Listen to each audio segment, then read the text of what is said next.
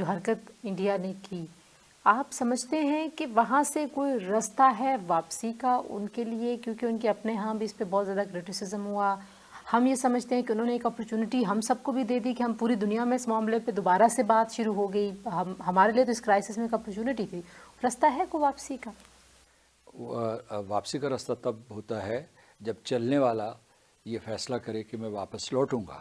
جب بھارتیہ جنتا پارٹی اور راشٹریہ سوائم سیوک سنگھ کے انتہا پسند جو ہیں وہ اس بات پہ کامل یقین رکھتے ہیں کہ انہوں نے آگے بڑھنا ہے اور اسی میں ان کی وجہ ہے، اسی میں ان کی فتح ہے. تو وہ تو کہہ رہے ہیں کہ ہم آزاد کشمیر کے اوپر چڑھائی کریں گے. وہ تو کہتے ہیں کہ وہ اقصائی چین جو ہے فوجی طاقت سے چین سے چھینیں گے. وہ تو یہ کہتے ہیں کہ وہ پاکستان کو تباہ و برباد کر کے اکھنڈ بھارت قائم کریں گے. وہ تو یہ کہتے ہیں کہ جناب ہم بلوچستان میں بھی آ جائیں گے، بلوچستان کو چھین لیں. یہی تو چاہتا ہے ہندوستان، یہی تو نریندر مودی اور موہن بھگوت اور جو ان کا جو کیا نام ہے امت شاہ چاہتے ہیں. تو کہنے کا مطلب یہ ہے کہ آپ سب لوگ جو ہے آنکھیں کھول لیں اور تیار ہو جائیں.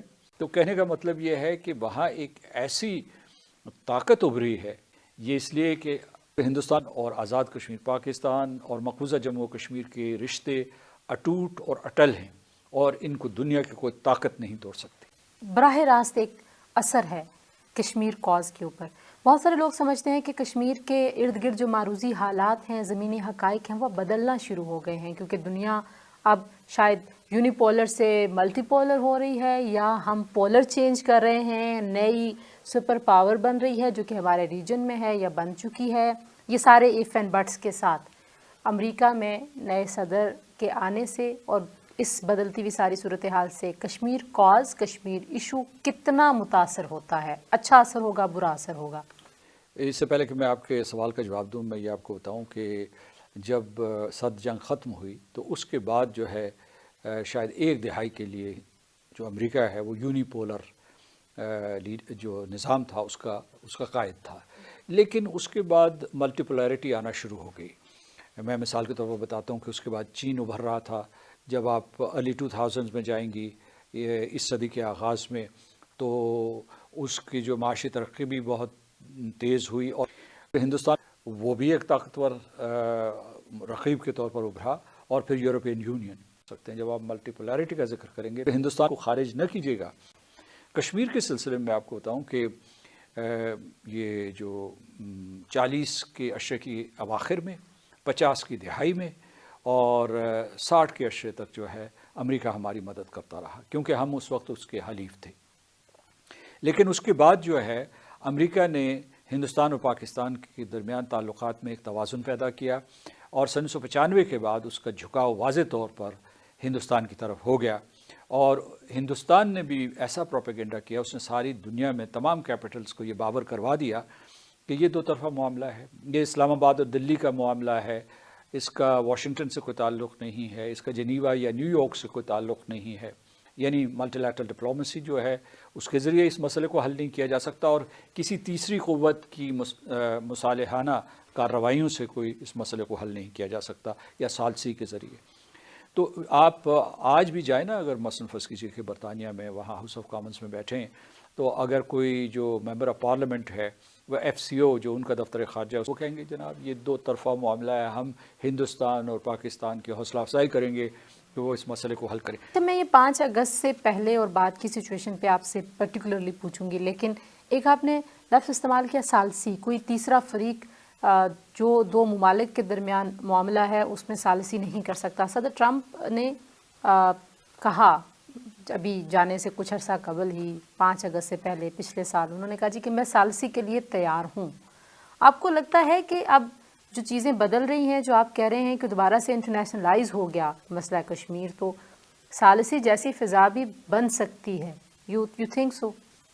دیکھیے، لیکن جو انہوں نے ثالثی کی بات کی تھی وہ تو لگا ایسا کہ ایک جھانسا ہے کہ اس میں کوئی سچائی نہیں تھی، کیونکہ انہوں نے جو ہے پاکستان کے وزیر اعظم کے ساتھ بیٹھ کے وائٹ ہاؤس میں یہ کہا کہ انہیں نریندر مودی نے، یعنی ٹرمپ کو نریندر مودی نے یہ کہا ہے کہ وہ ثالثی کرے کشمیر کے اوپر. دوسرے دن جو ہے جو ان کا دفتر خارجہ تھا یا ان کے وزیر خارجہ تھے، انہوں نے انکار کر دیا کہ ہم نے اس قسم کی کوئی بات صدر ٹرمپ کو نہیں کہی.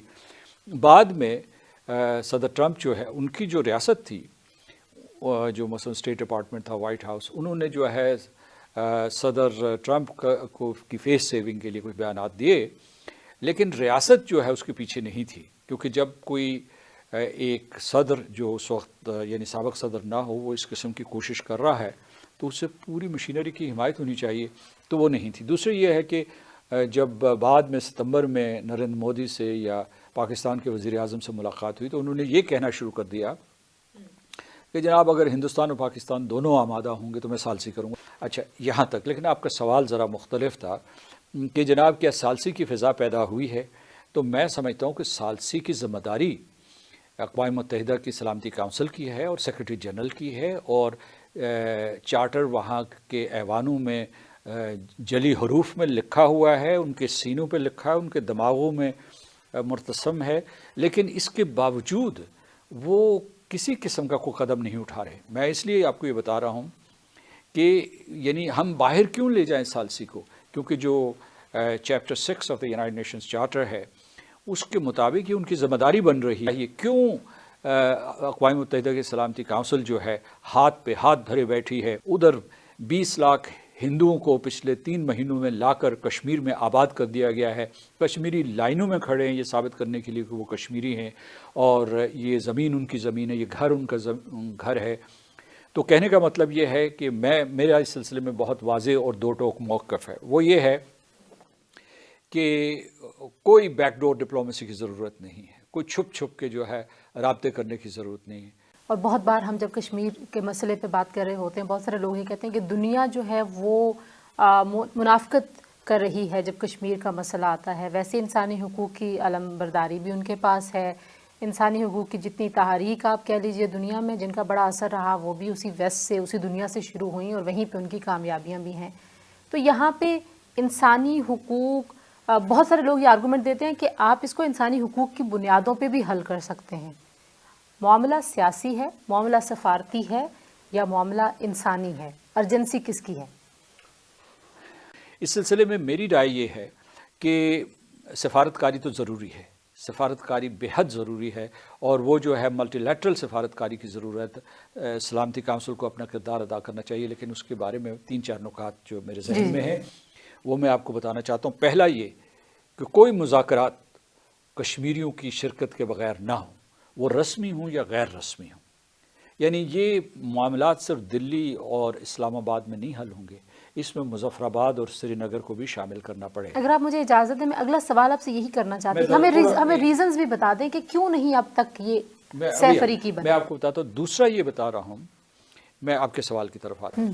دوسرا یہ ہے کہ اس میں اقوام متحدہ کی شرکت بہت ضروری ہے۔ اگر وہ مذاکرات کے لیے مانے بھی، وہ کانگریس کے ہوں یا بی جے پی کے ہوں، وہ کہتے ہیں کہ جی اقوام متحدہ کے قریب مت جاؤ کیونکہ 2 طرفہ معاملہ ہے، تو میں یہ کہوں گا کہ ہماری شرط اول یہ ہونی چاہیے، شرط اول یہ ہے کہ کشمیری ہوں، اور شرط ثانی کہ اقوام متحدہ کے زیر نگرانی ہوں، اور ان کا نقطۂ آغاز جو بھی مذاکرات ہوں، جو بھی مشاورت ہو، اس کا نقطۂ آغاز وہ قراردادیں ہونی چاہیے جو متفقہ طور پر سلامتی کونسل نے پاس کی تھی۔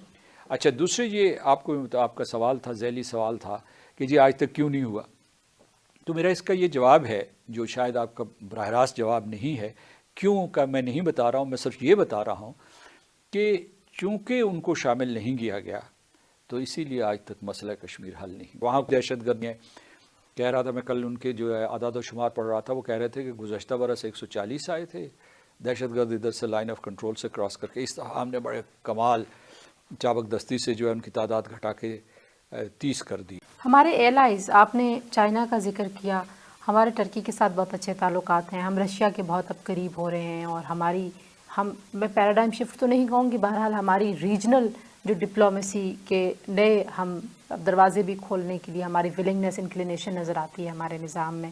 آپ کو لگتا ہے ہمارے اتحادی مؤثر ہو سکتے ہیں؟ یہ نیرو بیس ہے جی۔ آپ اگر کہیں کہ آپ صرف چین اور روس اور ترکی کے اوپر تکیہ کریں گے تو اس طریقے سے آپ کامیاب نہیں ہوں گے۔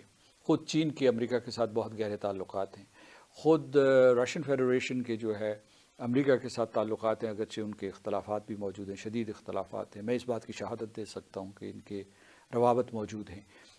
ترکی جو ہے نیٹو کا حصہ ہے، اس کا جو ہے ایک اپنا مقام ہے، تو یہ ہے کہ آپ کو اپنا دائرہ اثر جو ہے اس کو بڑھانا پڑے گا۔ OIC کا کیا کردار ہے؟ آپ کو یہ بات بتاتا ہوں، تو کشمیر کے سلسلے میں جب ان کی مدد مانگتے ہیں، مطلب پوری کی پوری تنظیم کی سطح تک تو ہے، یعنی آرگنائزیشن آف اسلامک کوآپریشن کی سطح تک تو ہے، لیکن جب ہم ان کو ویسے بڑے بڑے ممالک، اثر و رسوخ رکھنے والے ممالک سے مانگتے ہیں کشمیر کے سلسلے میں مدد، تو وہ ہندوستان سے اپنے تعلقات کا ذکر کرتے ہیں۔ تو اس لیے یہ ہے کہ آپ کے امریکہ اور مغربی ممالک کے ساتھ بھی اچھے تعلقات ہونے چاہیے، یعنی آپ جو ہے ایک قسم کی بائی پولر ورلڈ آرڈر پہ یقین مت رکھیں کہ ایک بلاک یہ بن گیا، ایک بلاک یہ بن گیا، اور اس میں جو ہے یہ قسم کی زیرو سم گیم کا آغاز ہو گیا ہے۔ جو لوگ ہیں مثال کے طور پر، جو میں کہنا یہ چاہتا ہوں کہ چین ہو، ہندوستان ہو، جاپان ہو، وہ ملٹی ڈائمینشنل پالیسی جو ہے اس کو پرسیو کر رہے ہیں، وہی ہمیں بھی کرنا چاہیے۔ وہ یہ ہے کہ ہمیں اپنی پالیسی جو ہے اس میں یقیناً کشمیر جو ہے اس کو مرکز میں ہونا چاہیے، اس کو سینٹر میں ہونا چاہیے، لیکن ہماری پالیسی جو ہے وہ پریگمیٹک ہونی چاہیے، یعنی اس میں یہ لچک ہونی چاہیے کہ اس سے ہم تمام ممالک کے ساتھ اپنے تعلقات استوار کر کے پاکستان کے مفادات کو بڑھا سکیں۔